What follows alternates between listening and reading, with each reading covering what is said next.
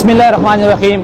شکریہ جناب اسپیکر، سب سے پہلے تو میں کل ہونے والے سانحے کا شدید الفاظ میں مذمت کرتا ہوں، اور پھر اس کے بعد ایک درخواست ضرور کرنا چاہتا ہوں، وہ یہ کہ ہم بہت دور سے آتے ہیں اور دوسرے ہمارے پارٹی کے مسائل بہت زیادہ ہوتے ہیں، تو لہٰذا یہاں پہ بات کرتے وقت ہم لوگ کا زیادہ نہیں، صرف 2-3 منٹ مہمان نوازی کیا کرے، ہم آپ کے مجبور رہیں گے۔ جی جناب اسپیکر، میں آج ایک مرتبہ پھر سابقہ پارٹی کے عوام کے ریاست کے لیے دیے گئے قربانیوں کی طرف اور پھر ان کے اوپر ظلم، جبر اور ستم کی داستان کی طرف آپ کی، اس ایوان کی اور تمام ریاست کی توجہ مبذول کرانا چاہتا ہوں۔ جناب اسپیکر، پاکستان بننے سے پہلے آزادی کے لیے سب سے زیادہ قربانیاں ہمارے قبائل نے دی، اور یہ کوئی چوری چھپی بات نہیں ہے، تاریخ اس بات کی گواہ ہے۔ پھر اس کے بعد جب ریاست بنا تو ریاست بنتے ہی ہمارے اوپر ظلم، جبر اور ستم کی داستان کا آغاز ہوا۔ جب ریاست وجود میں آیا تو تمام ملک کے لیے، ملک میں رہنے والے تمام اقوام کے لیے ایک نظام تھا، ہمارے لیے دوسرا نظام بنایا یہ FCR کی شکل میں، کیونکہ ایک ظالمانہ قانون تھا۔ پھر اس کے بعد جناب اسپیکر کچھ وقت بعد 65 کی جنگ آ گئی۔ جب جنگ آ گئی تو ہمارے قبائل نے یہ نہیں سوچا کہ ریاست نے ہمارے ساتھ ظلم کیا تھا، وہ قبائل اٹھ گئے اور سب سے پہلے لڑ رہے تھے۔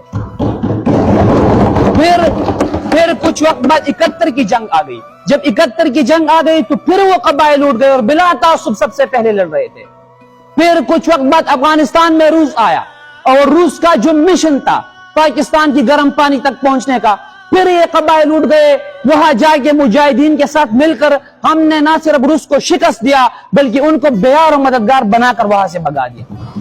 جناب اسپیکر، ہم اب بھی یہ ارادے رکھتے ہیں کہ اگر کسی نے اس مملکت خداداد کی طرف پھر آنکھوں سے بھی دیکھا ہم وہ آنکھیں نکال لیں گے۔ لیکن ریاست کیا کر رہا ہے؟ ریاست بار بار ہم کو چیلنج کرتے رہے، ریاست بار بار ہمارے اوپر ظلم کرتے رہے۔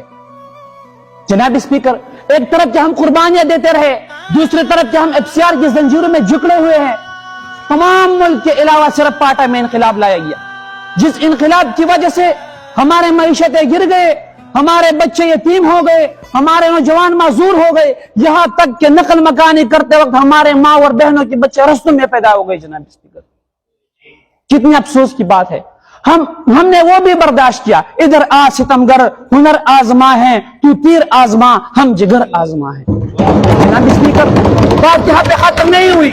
پھر کچھ وقت بعد ہم نے ایک مطالبہ کیا کہ ہم کو FCR کی زنجیروں سے آزاد کرو، حالانکہ ہم کو ایک الگ صوبہ دینا چاہیے تھا، ہم کو KPK کے ساتھ ضم کر دیا۔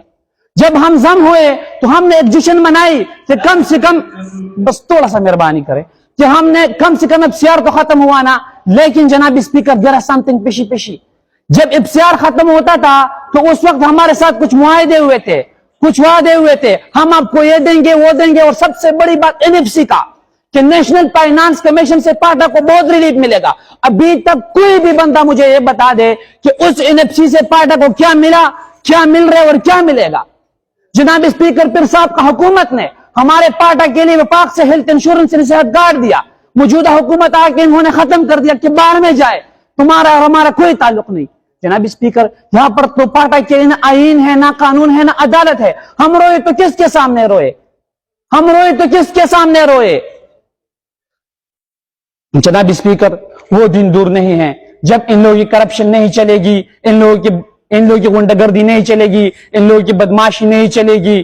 جناب اسپیکر، رب کائنات کے سامنے ہم کھول کر روئیں گے، اور کو تھوڑا بس جناب اسپیکر بہت مہربانی ہوگی، رب کائنات کے سامنے ہم کھل کر روئیں گے، ان کو بتائیں گے کہ اے میرے مولا، اے میرے مالک، جن لوگوں کو تم نے اقتدار دیا تھا ان لوگوں نے اس کا غلط فائدہ اٹھایا تھا، جن لوگوں کو تم نے کرسی دی تھی ان لوگوں نے اس کا غلط فائدہ اٹھایا تھا، جن لوگوں کو تم نے پاور دی تھی ان لوگوں نے اس کا غلط استعمال کیا تھا، جن لوگوں کو تم نے پاور، اقتدار اور کرسی دی تھی ان لوگوں نے ان کی بدولت پارٹی کے مظلوم عوام کے اوپر ہر قسم ظلم اور ستم میں کوئی کسر نہیں۔ جناب اسپیکر، وہ دن دور نہیں ہے جب ان لوگوں کی غنڈہ گردی نہیں چلے گی۔ رب کائنات کہے گا لمن الملک اليوم للہ الواحد القہار۔ جناب اسپیکر، ہم وہاں پر یہ تمام شکایتیں کرتے رہیں گے۔ جناب اسپیکر، پوائنٹ کی طرف آنا چاہتا ہوں۔